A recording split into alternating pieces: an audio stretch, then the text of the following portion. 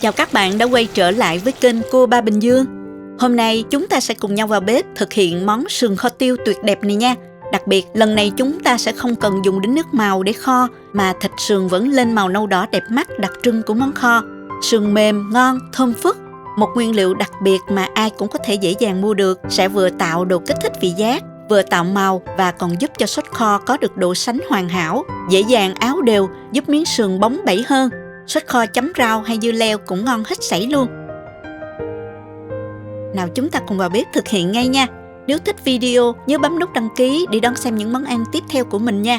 Mời các bạn xem thành phần nguyên liệu trước khi thực hiện. Bạn cũng có thể tham khảo những dụng cụ nấu ăn mình hay sử dụng dưới phần mô tả của video nha.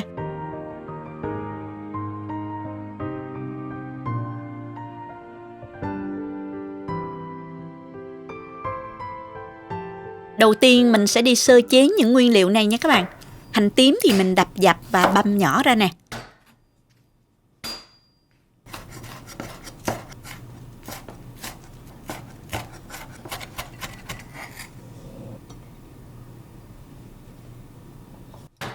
Tỏi thì mình cũng băm nhỏ ra luôn ha. Hành lá này phần gốc thì mình đập dập và băm nhỏ. Phần lá thì mình cắt nhỏ để lát nữa trang trí thành phẩm cho thơm ha. Thịt sườn non này thì mình đã rửa sạch với muối và giấm rồi. Bây giờ mình sẽ đem đi trụng sơ để bán đi mùi của thịt ha. Mình cho nước sôi vào trụng cho nhanh nha. Cho vào đây 1 muỗng cà phê muối, đập dập 1 nhánh gừng và 1 củ hành tím nữa. Cho vào nước trụng luôn để thịt được thơm hơn nha. Kế đến thì mình cho sườn vào luôn và mình trụng trong khoảng 1 đến 2 phút kể từ khi nước sôi. Dạo vài lần để sườn ra hết chất bẩn trong xương. Xong rồi mình vớt ra.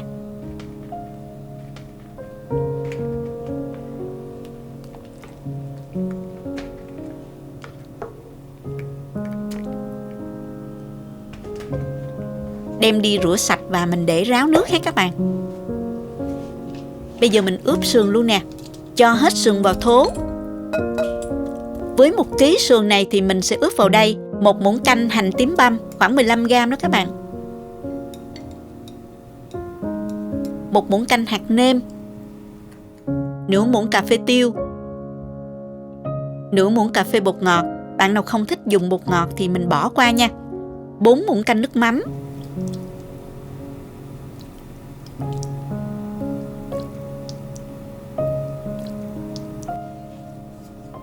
cuối cùng là 3 muỗng canh tương ớt.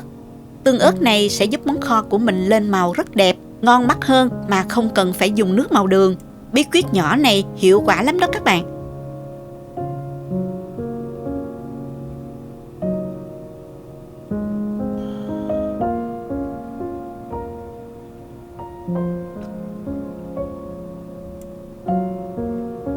Mình trộn đều tất cả lên và để thịt được thấm đều gia vị ha. Mình sẽ ướp từ 15 đến 30 phút để sườn ngấm gia vị rồi mình đem đi kho nha. Sườn đã ướp được 30 phút rồi. Bây giờ mình bắt đầu kho luôn nè. Cho vào nồi khoảng 1,5 muỗng dầu ăn. Dầu nóng thì mình cho tỏi và chỗ hành tím băm lúc nãy còn lại vào phi lên cho thơm. Sau đó thì mình cho sườn vào.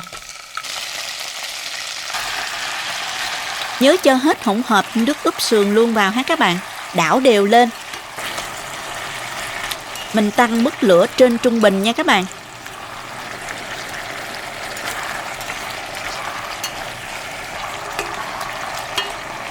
Wow, thơm quá các bạn ơi.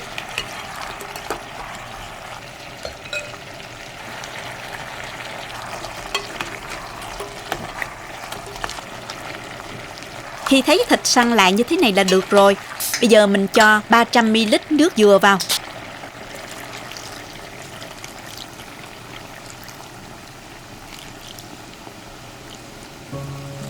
Nó xăm xắp mặt thịt như thế này là được. Trong nước dừa đã có vị ngọt nên mình không phải nêm thêm đường nữa nha. Đảo đều lên một lần nữa và mình đậy nắp nồi lại. Mình nấu trong khoảng 3 phút cho thịt sườn nhanh mềm ha. Sau đó thì mình mở nắp nồi.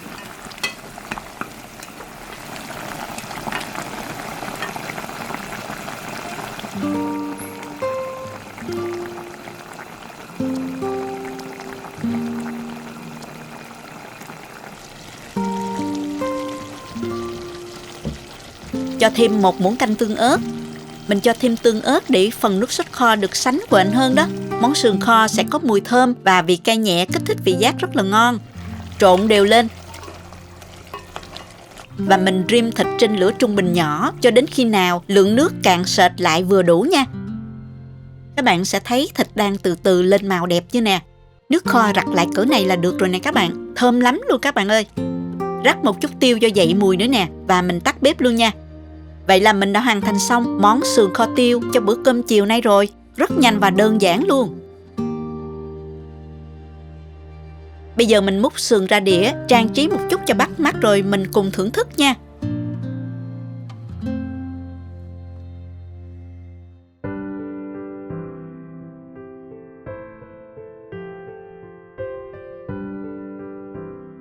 Sườn non kho nóng hổi, lên màu nâu đỏ đẹp chưa nè.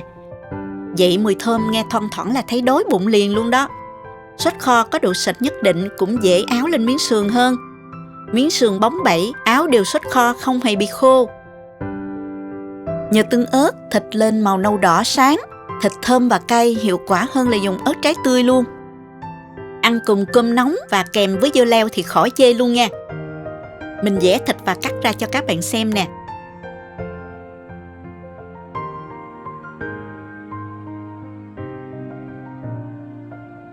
Thịt mềm, vị mặn ngọt rất là vừa phải, hơi cay nhẹ thôi. Vị cay the đầm rất là dễ chịu nên các bạn không quen ăn cay cũng có thể dùng được. Phần sốt kho này đó các bạn để chan với cơm ăn cũng rất là ngon nè. Vị sốt cay nhẹ, thơm thơm của tương ớt cực kỳ đưa cơm luôn. Bữa nào không có nước kho để chấm rau, các bạn có thể pha nước tương với tương ớt chấm rau cũng rất là ngon nha. Chúc các bạn sẽ làm thành công và hài lòng với món sườn kho tiêu với bí quyết dùng tương ớt này của mình. Nếu thích cách mình làm, nhớ chia sẻ cho bạn bè cùng xem, đăng ký kênh và bấm vào biểu tượng cái chuông để đón xem những món ăn mới của mình nha. Các bạn cũng có thể truy cập website cobabinhdương.com để xem dưới dạng bài viết. Cảm ơn các bạn đã xem hết video. Chào tạm biệt và hẹn gặp lại các bạn ở video kỳ tới nha.